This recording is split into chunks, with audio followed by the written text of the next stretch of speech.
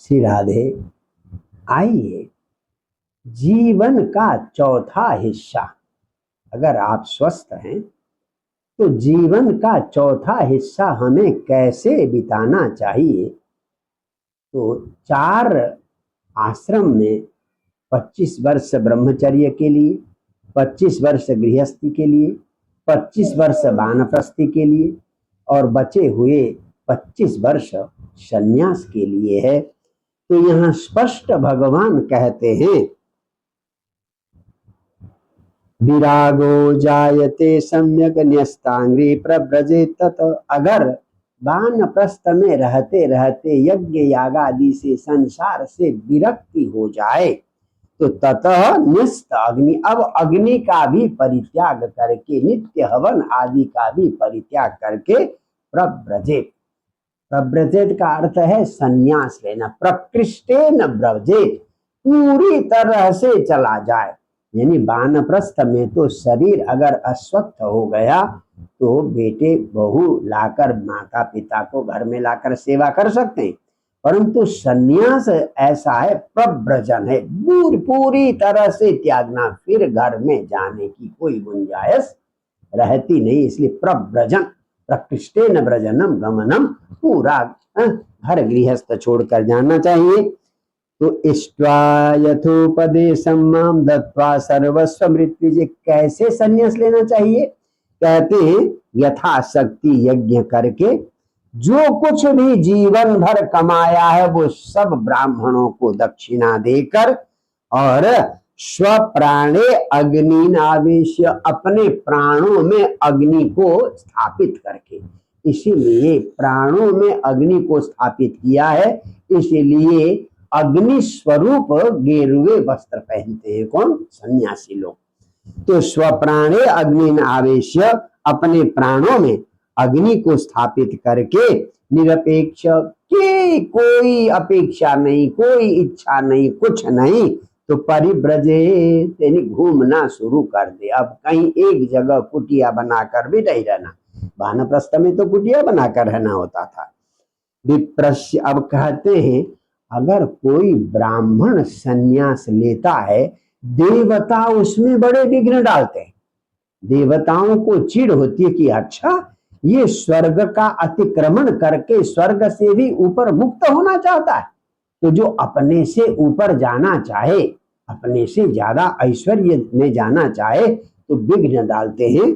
कहते हैं विप्रस्य वै संन्यसत देवादारादि रूपिण, पत्नी पुत्र भाई बंधु, ये देवता ही ये बनकर उनको विघ्न डालते हैं। नहीं नहीं नहीं, मुझे छोड़कर कहाँ जाओगे, क्या करोगे?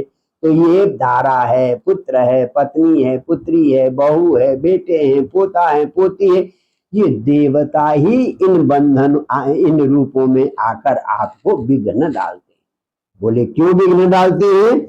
कहते हैं आसमान आक्रम्य संयात, हमें लांघ कर हमारे देवलोक से भी ऊपर जाना चाहता है, इसलिए विघ्न डालते हैं। तो इन विघ्नों से घबराना नहीं है।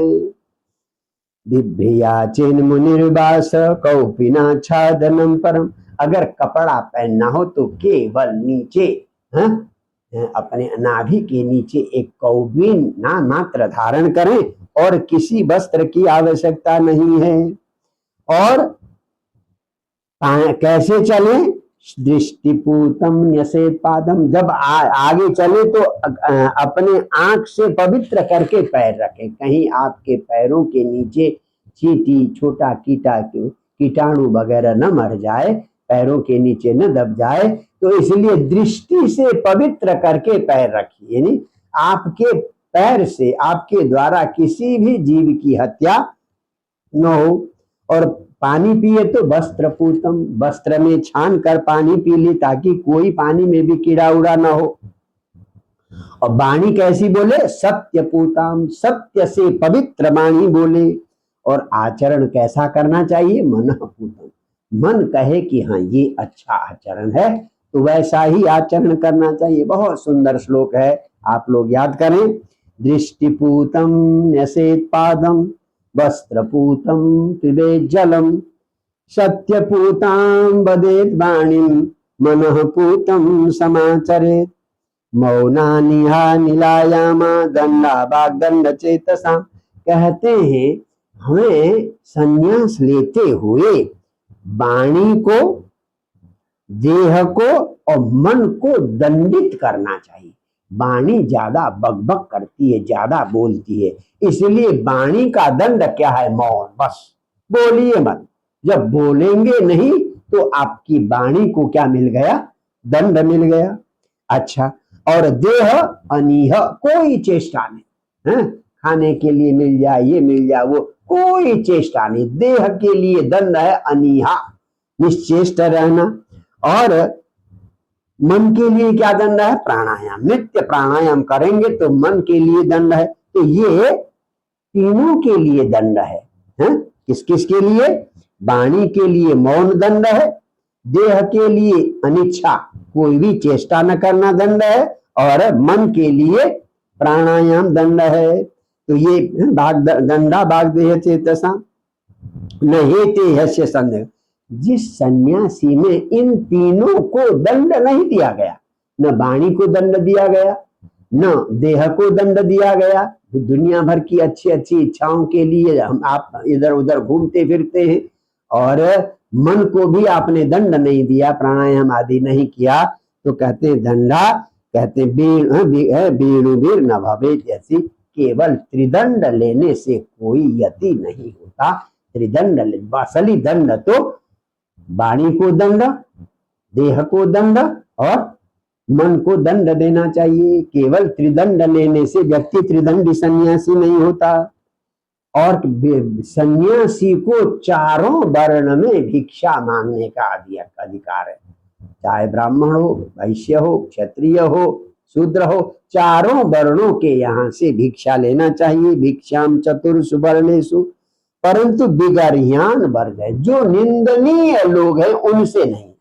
निंदनीय में जो जाति च्युत है, जिन्होंने अपनी जाति को नष्ट कर लिया है, जाति विरोध कर्म करके जाति च्युत जो है, या जो गोघाती है, जो गायों की हत्या करते हैं, ऐसे लोगों को छोड़कर, जाति च्युत लोगों को और गोघाती लोगों को छोड़कर किसी के भी यहाँ से भिक्षा ले सकता है कौन? सन्यासी।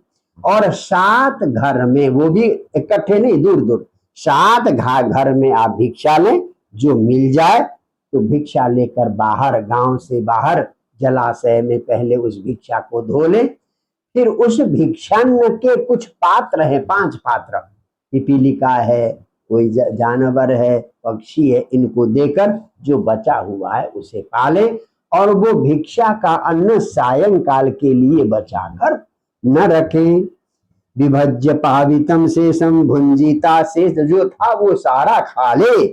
एक एव चरित में, तो अब शाम के लिए बचा के न रखे, तो एक एव चरित में, तो सन्यासी को अकेले चलना चाहिए, अकेले चलना चाहिए। झुंड में चलने का भी विधान सन्यासी के लिए नहीं है। बहुत गजब का भगवान कहते हैं कि बंधन और मोक्ष क्या है?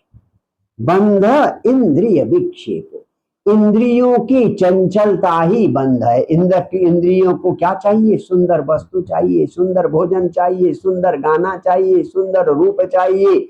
तो ये क्या है? इंद्रिय विक्षेप। अगर इंद्रियों की इच्छा पूरी करेंगे वही बंधन है।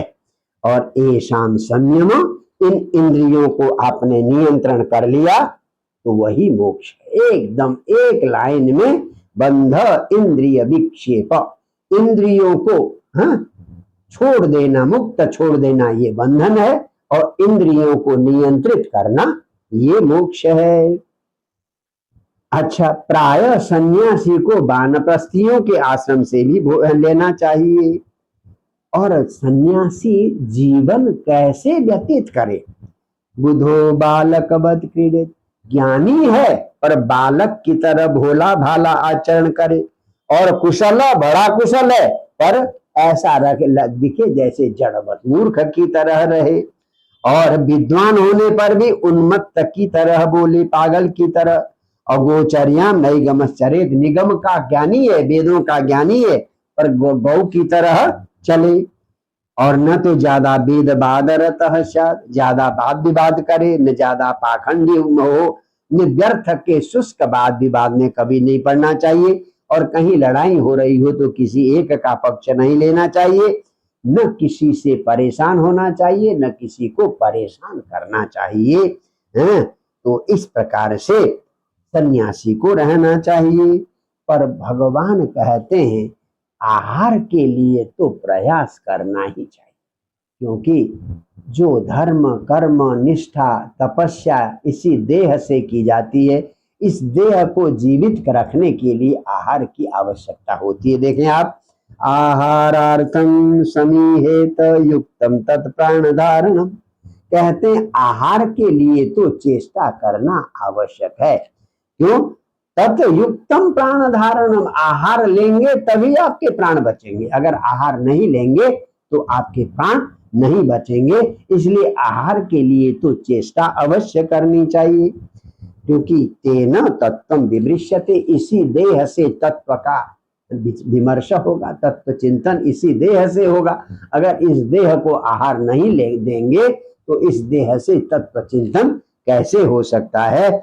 तो इसलिए आहार के लिए तो प्रयास करना चाहिए। यदृच्छयोपपन्नानम अद्या श्रेष्ठम, अपने आप अगर किसी ने दिया, चाहे बढ़िया दे तो उसको पाले, घटिया दे तो उसको पाले, परंतु सायंकाल के लिए बचा कर न रखे। तो कहते हैं यत षड्वर्ग, जिसने अपने 6 शत्रुओं को नहीं जीता है, काम क्रोध लोभ मोह मद और मात्सर्य, ये हमारे कट्टर 6 शत्रु हैं।